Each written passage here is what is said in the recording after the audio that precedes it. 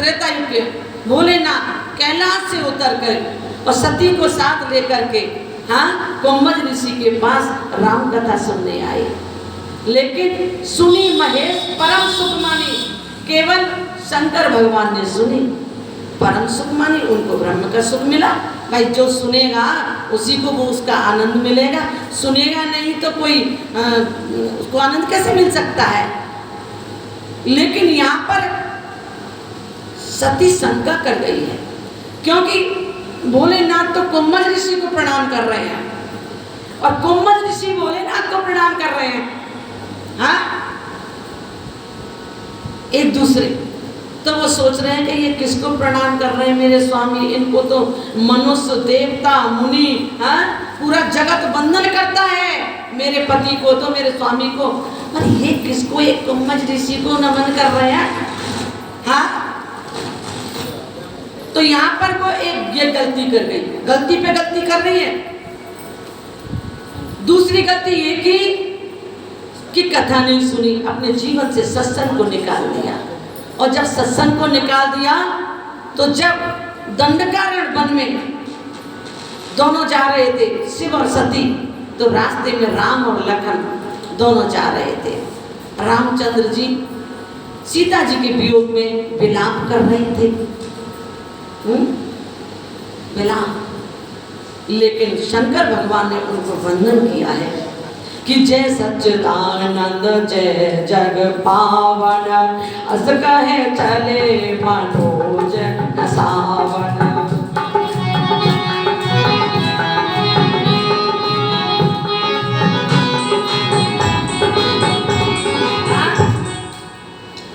जय सच्चिदानंद, उन्होंने राम जी को परमात्मा सत्य स्वरूप है, प्लस चित परमात्मा चेतन स्वरूप है, प्लस आनंद परमात्मा आनंद स्वरूप है, हाँ, उनको नमन किया। जय सच्चिदानंद जग पावन, जगत को पवित्र करने वाले श्री राम, आपकी जय हो। यहाँ भी शंका कर गए, किसको जय कर रहे थे, एक तो माँ शंका कर आई, हाँ, जब कोम्बज ऋषि को प्रणाम कर रहे, और अब यहाँ शंका कर रहे हैं अपने पति पर कि किसको वंदन कर रहे हैं। वंदन करने में क्या दिक्कत है? जो भगवान की कथा सुन लेता है वो भगवान को जान जाता है, उसको जागा हुआ समझना। हाँ, भोलेनाथ जान चुके थे क्योंकि वो सत्संग सुनते थे। जो सत्संग सुनते रहते हैं वो भगवान की जानकारी रखते हैं, वो पहचान गए, उनको पहचान थी भगवान की, उन्होंने तुरंत पहचान लिया और वंदन कर दिया। लेकिन सती शंका कर गई यहाँ पर, और ये आपने सुनी है कि उन्होंने उनकी परीक्षा ली है।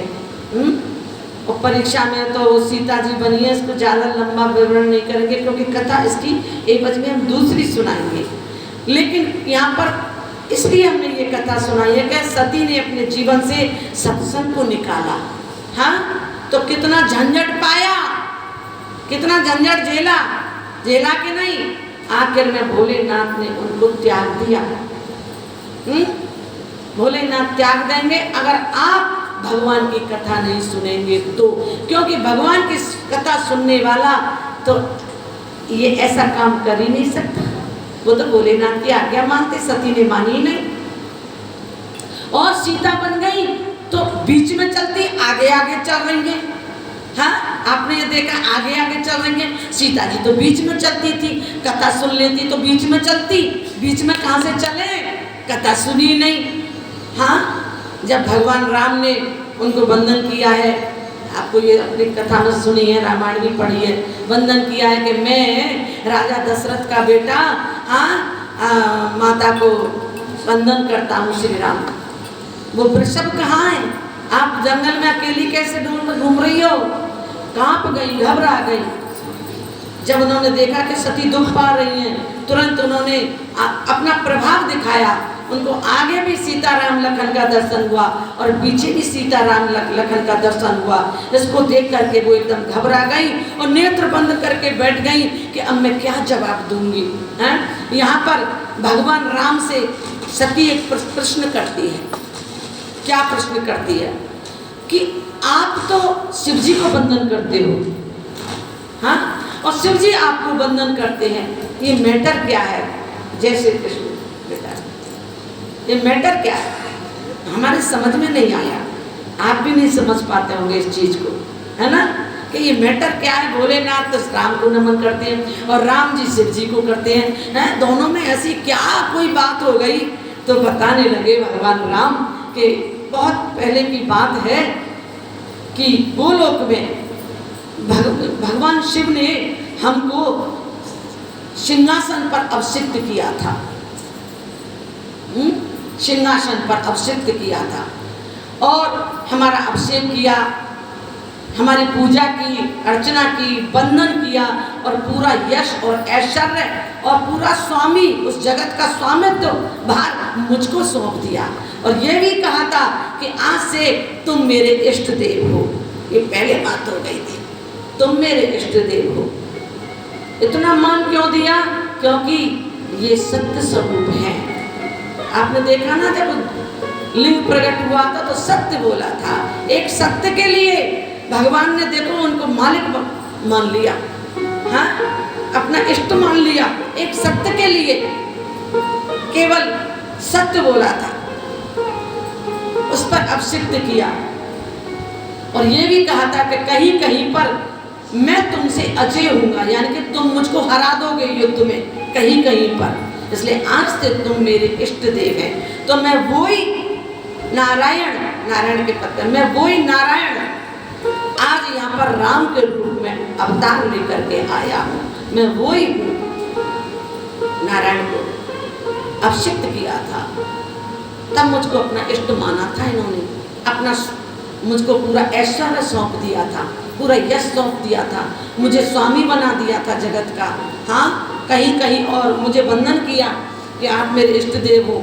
इसलिए मैं वही नारायण आज इस राम रूप में अवतार लेकर के आया हूँ। तो इस चीज को तो ये तो अंडरस्टूड बात है, ये तो हम जाने या शिव जी जाने। अब आप तो इस चीज को जानते ही नहीं हो, आज इसकी जानकारी आपको मिली है। शिव पुराण में वर्तमान, भूत और भविष्य सारी जानकारियां मिलती हैं, मिलती है कि नहीं? अन्य तो ये सोच रहे कि ये नमन के सती क्या जाने, शिव तत्व से अज्ञान है। शिव कथा में या भगवान की कथा में ये सारी जानकारियां मिलती हैं। बोलो हर हर। तो आज कहने लगी सती कि ऐसा करना, आप समदर्शी हो, समदर्शी प्रभु सुनिए प्रभु, हाँ, मैं हाथ जोड़कर आपसे एक वरदान मांगती हूँ, आप समदर्शी हो, मेरे ऐसे प्राण निकल जाएं कि मुझे कोई श्रम नहीं करना पड़े, मेरे प्राण आसानी से निकल जाए, मुझे श्रम नहीं करना पड़े, मुझे कष्ट नहीं भोगना पड़े, मेरे प्राण आसानी से निकल जाए। ये उन्होंने वरदान मांग लिया था भगवान राम से। अगर आप इतना आपके अंदर समर्थ है तो हाँ, अंतर्यामी है, मेरे प्राण कष्ट नहीं पाए, क्योंकि अब लौटना नहीं चाहती है, क्योंकि वहाँ जाएंगी तो उन्हें पता है मैं क्या उत्तर दूंगी, मैंने तो सब कुछ गलत ही कर दिया, तो उन्हें पता है कि अब मुझको वो अपनाएंगे नहीं। इसलिए वो यही वार्तालाप कर आई कि मरते समय मुझे कष्ट नहीं हो। और कारण यही था कि जब सती ने अपने देह को जलाया, ध्यान करना, दक्ष के यज्ञ में, तो मरते समय उन्होंने क्या कहा था कि सती मरत प्रभु सन पर मांगा, जन्म जन्म शिव पद अनुरागा।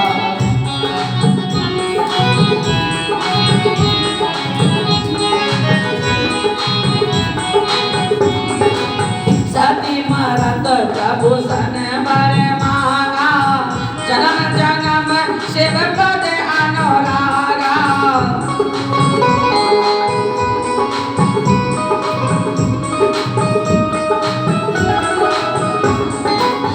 यही कारण है मैं गिर गए जाए, जन्मी पार्वती तन पाए।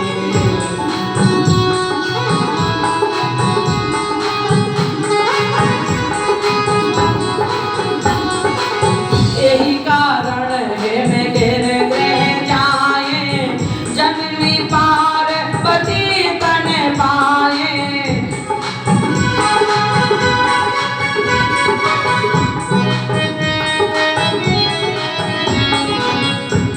कारण हिम गिर कह जाए, जन्मी पार्वती तन पाए। अंत में है अपने देह को जलाते समय, मरते समय भगवान को याद कर लिया था। भगवान राम को याद इसीलिए आ गई कि राम की कृपा थी, वरदान मांग के आई थी कि ये वरदान दे दो कि मुझे श्रम नहीं करना पड़े, मरते समय प्राण आराम से निकल जाए। और यही कारण था कि अंत में उनको भगवान की याद आ गई। नहीं तो किसको याद आती है भगवान की बताओ? मरते समय कोई याद आती है, किसी को, हर किसी को याद नहीं आती। मरते समय सब आंसू बहाते हैं, अपने बेटा बेटियों की तरफ इशारा करते हैं, उसे बुलाओ, बड़े बेटे को बुलाओ, इशारा करता है उसे बुलाओ, बाल बच्चों को बुलाता है। लेकिन साधु संत होते हैं, जो विद्वान लोग होते हैं, वो घर में प्राण नहीं त्यागते। हाँ, वो घर के अंदर तो मोह की गांठें पड़ी रहती हैं। हाँ, वो तो गंगा किनारे प्राण त्यागते हैं। राजा परीक्षित ने पता लग गया कि 7 दिन में जाना है, तो गंगा किनारे जाकर के बैठ गए। हाँ, और जो साधारण पुरुष होते हैं वो गंगा जल पी करके प्राण त्यागते हैं, और जो महापुरुष होते हैं वो ज्ञान का जल पी करके प्राण त्यागते हैं। राजा परीक्षित ने ज्ञान का जल पिया था। आप ज्ञान का जल पी रहे हो, ये ज्ञान का जल आपके काम आएगा। क्या बहन? ये ज्ञान का जल आपके काम आएगा। कोई गंगा जल डालने वाला रहे या ना रहे, पता नहीं कौन रहे या नहीं रहे, जरूरी है क्या?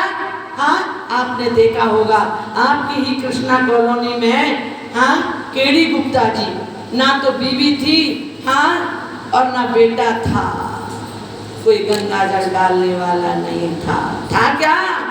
इसलिए समय का कोई पता नहीं कि समय कब पलटा मार जाए, कि समय को नाए भरोसा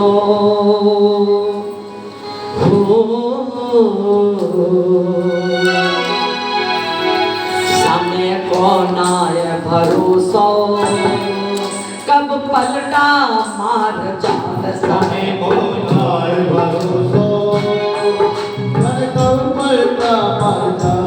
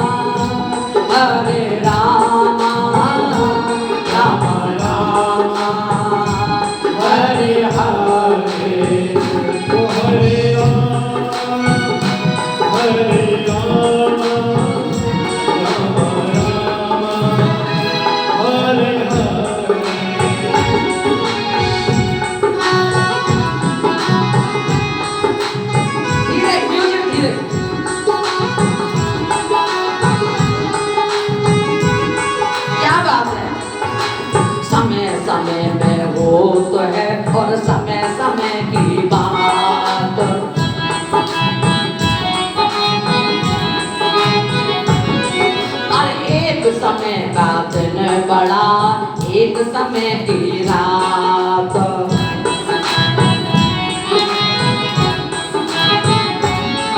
अरे कदी जीतना तो सिंहार जावे, समय को नाय भरोसा, कब पलटा मार जावे, समय को नाय भरोसा,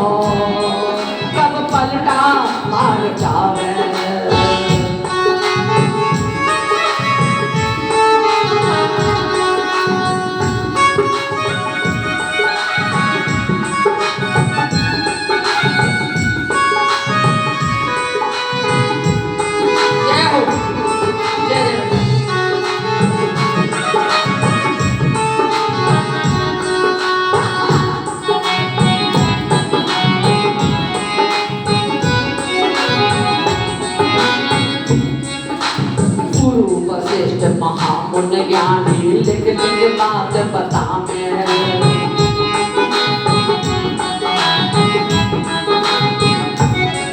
अरे श्री राम जंगल में जामे किस्मत पलटा खावे।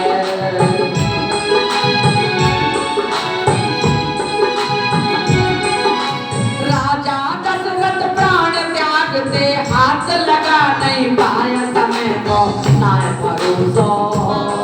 कब पलटा मार जावे समय को नाय भरोसा। कब पलटा मार जावे।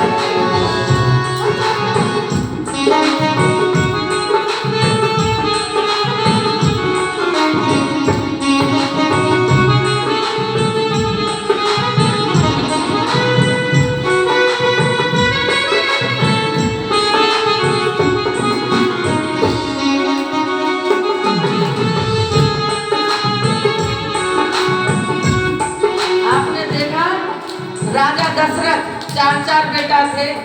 भरत और शत्रुघ्न कहाँ थे? नंसार। और राम और लखन वनवास। चार बेटा, लेकिन मरते समय कोई नहीं था। समय को नाय भरोसा। कब पलटा मार जावे समय को नाय भरोसा। कब पलटा मार जावे।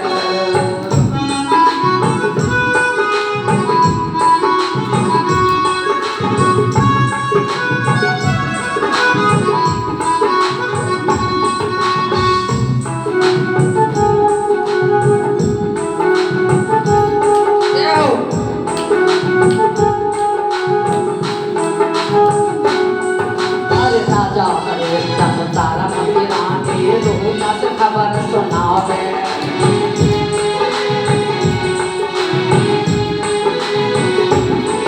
और ऐसो खेल रचो मेरे दाता तीनों ही बिक जावे।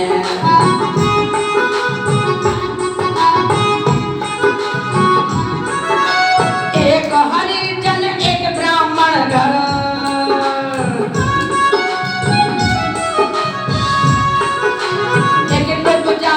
जाम समय को नाय भरोसा। कब पलटा मार जावे समय को।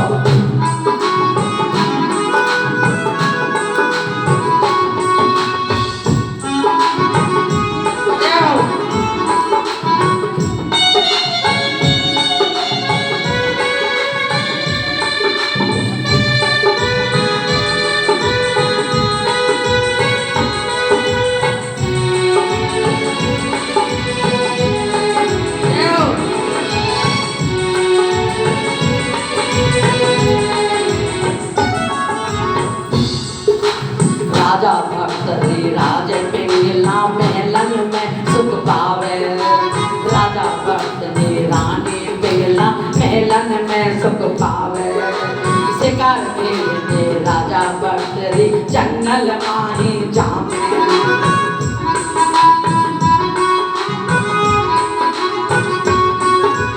गोरखनाथ गुरु ऐसा मिल गया।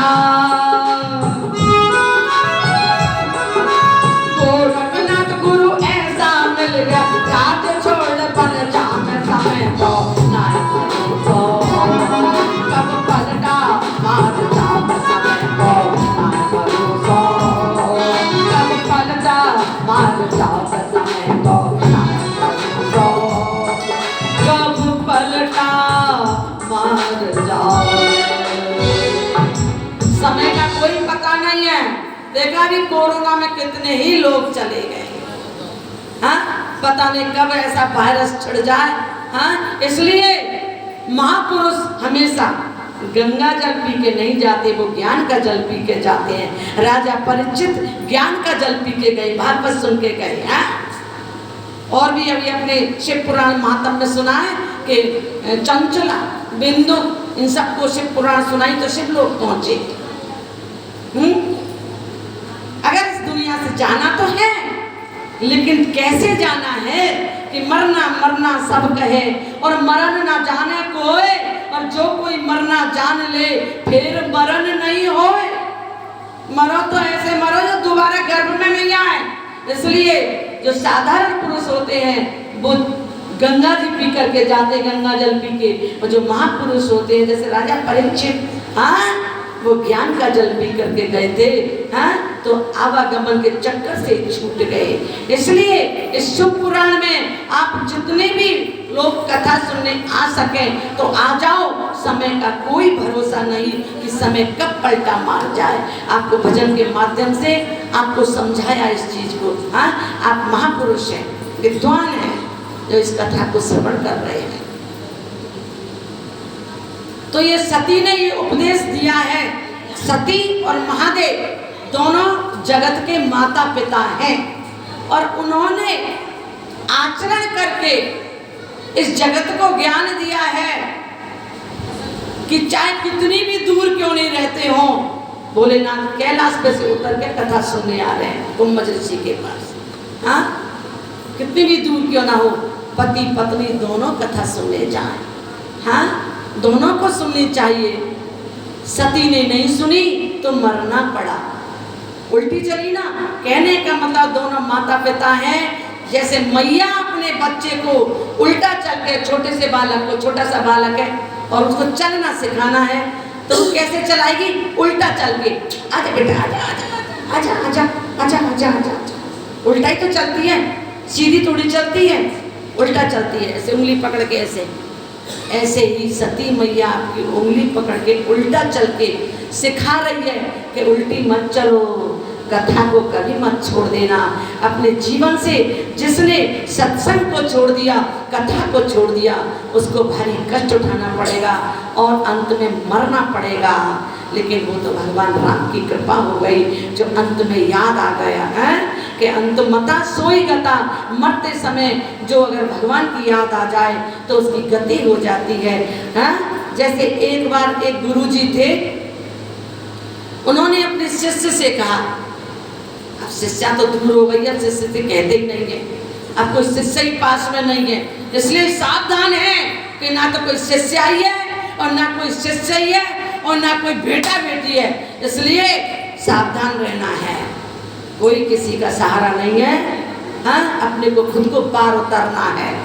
हाँ, लेकिन एक दृष्टांत आपको दे रहे हैं कि एक शिष्य से कहा, बहुत से शिष्य साथ में रहते हैं, सेवा देते हैं अपने गुरु की, बहुत से नहीं देते हैं तो पढ़े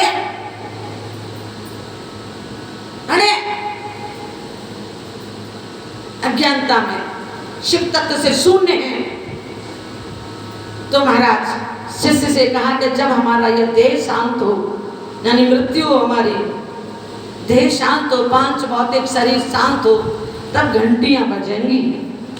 हाँ, घंटियां मंदिरों की, तो समझ लेना हमारी गति हो गई, गति हो गई। और अगर घंटी नहीं बजे तो समझ लेना हमारी दुर्गति हो गई। एक दिन ऐसा हुआ कि गुरुजी शांत हो गए, शरीर तो शांत होना है एक ना एक दिन।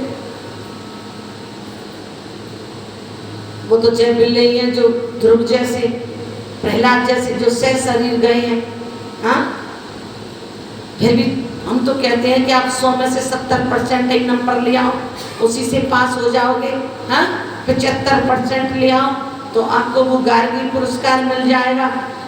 उन्हें तो 33% में तो पास है ही है, तर तो जाओगे नहीं, आनंद नहीं आएगा इस 33% में, नौकरी पद नहीं मिलेगा। इसलिए अगर पद प्राप्त करना है तो कम से कम, आजकल तो बहुत परसेंट ऊंची ला रहे हैं, नौकरी नहीं मिल रही है, देखा आपने।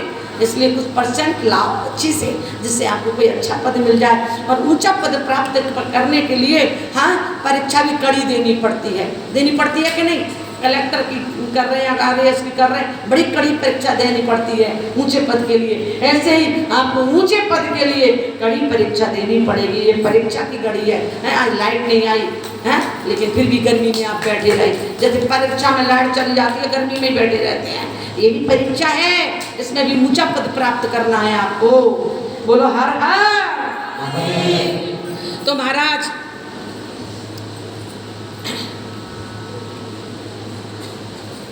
सती और महादेव हमको चलना सिखा रहे हैं कि कभी अपने जीवन से सत्संग मत छोड़ना और कभी भी अपने जीवन से संत को मत छोड़ना।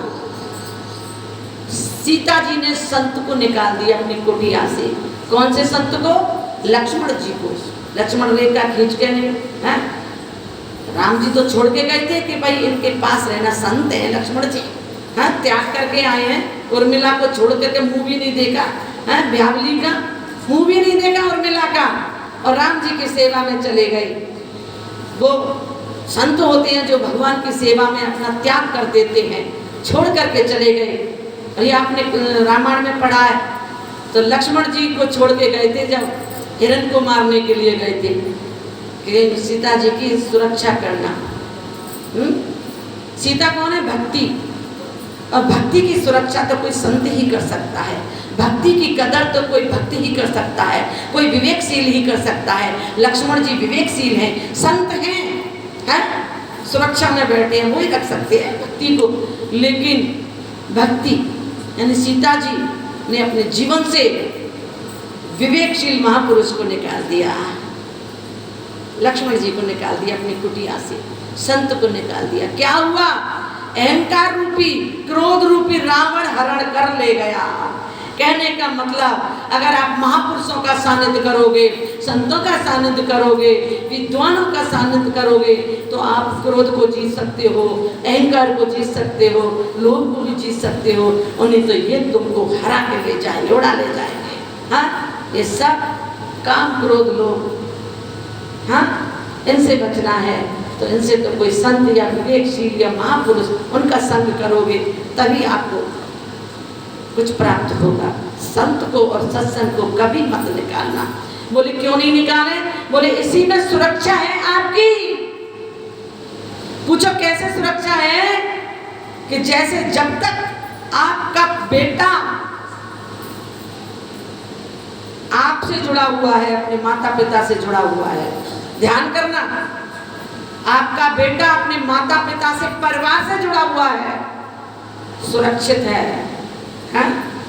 माता पिता की गोद से बढ़ के बच्चे को कहीं सुरक्षा नहीं है, हाँ? क्यों बहन? जैसे माँ रखती है अपने बच्चे को, सिर्फ कोई नहीं रख सकता।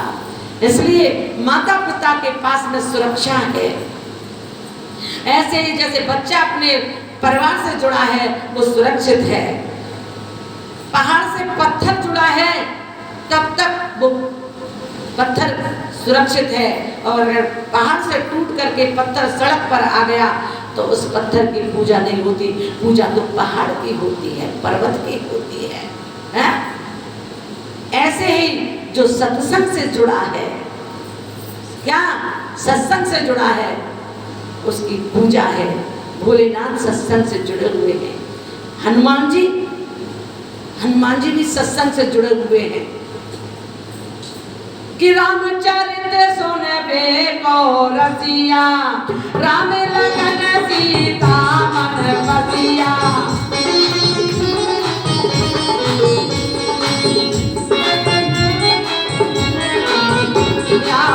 चारों युग प्रताप तुम्हारा, पर से जगत उजियारा। कथा से जुड़े हुए हैं हनुमान जी, भोलेनाथ, इसलिए चारों युगों में उनकी कीर्ति फैल रही है।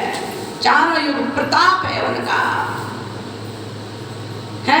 आप भी अपना प्रताप चाहते हो तो कथा से जुड़े रहो, फिर आनंद देखो। हाँ, कथा की बड़ी महिमा है, जितना बखान करें उतना ही कम है। माता पिता हैं, इन्होंने चल करके बताया है कि सत्संग को कभी मत छोड़ना, संत के सानिध्य को कभी मत छोड़ना। संत पीले वस्त्रों से नहीं होते, संत लक्षणों से होते हैं। हाँ, अगर कोई आपके यहाँ पीले वस्त्र पहन के आ जाए तो भैया बैठा लें घर में, पीले वस्त्र तो कोई भी पहन सकता है, संत लक्षणों से होते हैं। संतों के कैसे लक्षण होते हैं?